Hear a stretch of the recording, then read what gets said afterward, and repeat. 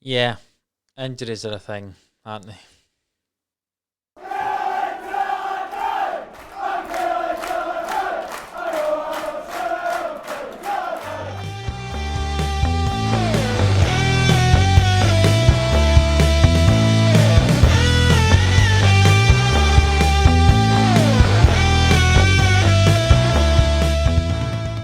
Yes, welcome back here to the Killie boys. We're getting to the end of our first season, and it's getting a little bit interesting. Last time out, obviously, we played against Rangers where we won, and we also lost to Dundee United in the Scottish Cup fourth round, which was very disappointing. It had been our first defeat for 2 months.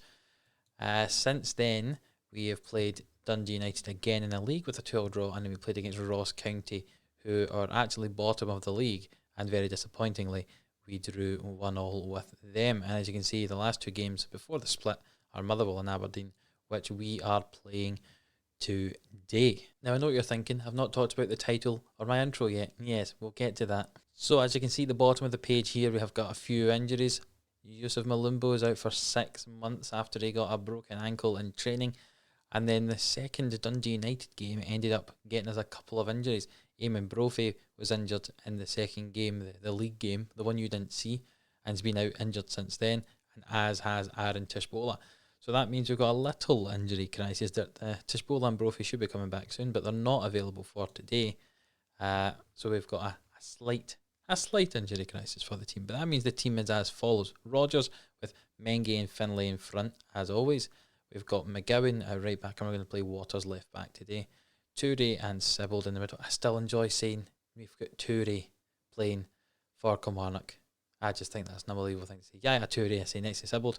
Greenwood and Burke on the wings, and Kabamba beside Richard. Richard has moved to that advanced forward role, with Brophy not being here, and Kabamba is moving to the pressing forward role. So, two important matches against Motherwell and against Aberdeen. Motherwell, as we can see from the league, are currently 7 points ahead of us, but we obviously play them today, so we could bring that back to 4. And if we want to get into the Europa League proper, we need to get third. If we finish in 4th or 5th, then we'll get into Europa League 2. So off we go. A highlight very early on here for Motherwell. Hasty with the ball on the edge of the box, finds Polworth, finds Cole. Finlay challenges, Rogers saves. Thank goodness for that.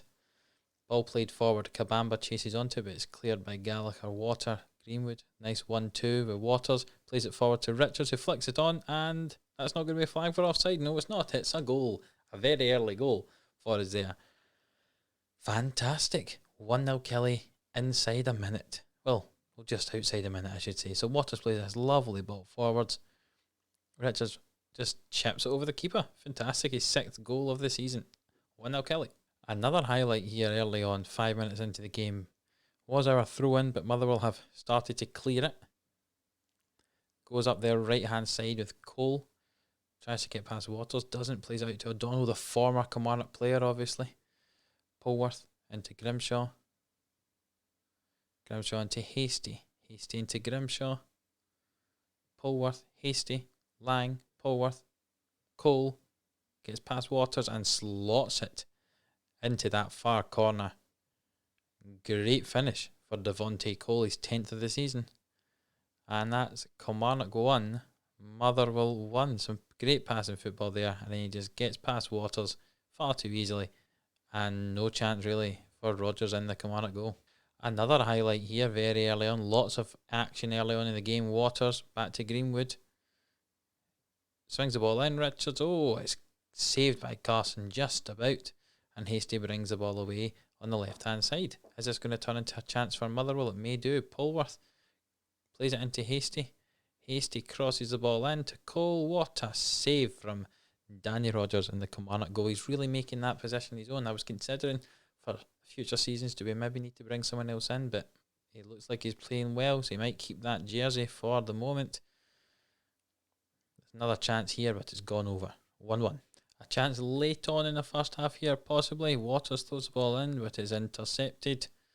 And Motherwell break away here with Lang, and he hits it wide. Danny Rogers made himself big as he made his way out there, and it's still 1-1 at half time. Not going to make any changes. We're just going to keep it as it is. An early highlight here. We've got the ball on the right hand side from one of our throws. Burke plays it to McGowan, who loses it to McGinley, and now Hasty gets the ball, and will he run away up the line with it? No, he threads the ball down the line, and Lang tries to get past Mengi. He does, into Hasty, and slots that in. 2-1 to Motherwell. You can just see far too easy for Lang to get past Mengi there, and Hasty slots that in, with Danny Rogers actually diving the wrong way. As soon as I compliment him, he then does something silly. But aye, about an hour into the game, and we're going to have to make some changes. We've brought on Rory McKenzie as the box-to-box midfielder for Craig Sibbald, and we're also going to bring on Cyril Thoreau up front and change him to a target man, and I hope he can get on the end of some long balls. Burke with a corner in, he swings it into the back post, and I don't think I've yet scored from a corner in Football Manager this year. But here come Motherwell on the break away from our corner. And there's a third goal. It looks like the game's possibly beyond doubt now. 3-1, 20 minutes to go. And we've made some more changes by bringing on Hines. We've brought on Dicker, and we've brought on Millen as well for some fresh legs. 15 minutes to go. We require 2 goals for the draw. Not sure it's going to happen. Millen with the throw on the right hand side, and the ball back from Thoreau is poor. And Hasty runs away with it and wastes it. Really wastes it. Could have done a lot more with that. The minutes are just counting down to the end of this game here, and the game is by, and Kilmarnock have lost 3-1 against Motherwell. Let's move on quickly, and let's get on to the Aberdeen game. So here we are, preparing for the Aberdeen game. Looking at the team to play, we have got still some injuries. Kabamba got injured as well. Thoreau's not fit. Mackenzie's actually still on international duty with Trinidad and Tobago, so a lot of the team kind of picks itself. Brophy's coming back. He's not fully fit, nor is Thoreau there, as I say. So we've got a slightly different team than we might normally have. We've got their normal, though. Rogers, Mengi, Finlay at the back. Honstrup's not really got really much match fitness, so Waters is going to play left back again, and McGowan on the right. Toure and Tishbola playing in central midfield. Burke and Hines on the wing, and Greenwood will play alongside Richards up front. Let's hope for a better result this time out than it was with Motherwell. So the game kicks off, and we've got a fairly early highlight. Matty Kennedy, former Kilmarnock man, playing in the left wing there for Aberdeen, pings the ball into the middle, but it is cleared, and it's Burke with the ball. It's now a 3-on-3. Burke drives forward, slides it through to Greenwood, who hits it, and it's an easy save for Joe Lewis in the Aberdeen goal. Half an hour gone in this game, and there's not really been any chances since the one I showed you. Though there's been lots of shots in the statistics, no real highlights, but here's one now, and curse of the commentator. There we go. A goal from a corner. Andy Considine scoring with the header from the front post. He's beaten too easily as Stuart Finlay there at the front post, but nonetheless, 1-0 Aberdeen. Another highlight. Waters with the ball in his own area. He's on half of the field, but now Aberdeen have got the ball, and Matty Kennedy, and that's a good save from Danny Rogers. Make a couple of changes at half time. We'll bring Harrison Burrows on, who hasn't seen a lot of game time recently. He can play in the left wing, and Ross and Millen come on at right back for Aaron McGowan, who had in a poor game and was also on a yellow card. The media have given us credit. Go out there and put on a worthy display. They seem motivated. Well, on you go, boys. Go and get us the win. No highlights in this second half so far, so what we'll do with about 70 minutes on the clock is bring on Eamon Brophy up front. Even though he's not fully fit, he can play about 30 minutes or so today, 20 minutes or so. He's coming on the 70th minute. We'll also bring Craig Sibbald on to play in that deep line playmaker role in the middle of the park. Let's see if that makes a difference. We've moved to attacking as well. Let's see if we can actually get a goal here, and we've got a chance with Finlay, who finds Burrows, and Finlay plays it back to Waters on the left hand side, back to Burrows, swings the ball into the back post, Chris Burke, and it's well saved by Joe Lewis.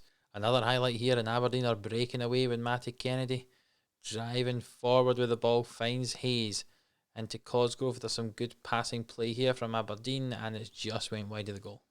Time is ticking down here, and no more highlights to show. Aberdeen win that game 1-0. And that win for Aberdeen actually puts them in our half of the split. If they hadn't won there today, Hibs would have finished in 6th, but Aberdeen finish in 6th position after the 3 rounds of fixtures. So Rangers, Celtic, Motherwell, Kilmarnock, Dundee United and Aberdeen will be the top 6 split, and Hibs, Hamilton, Livingston, St Johnstone, St Mirren and Ross County will be in the bottom 6 split.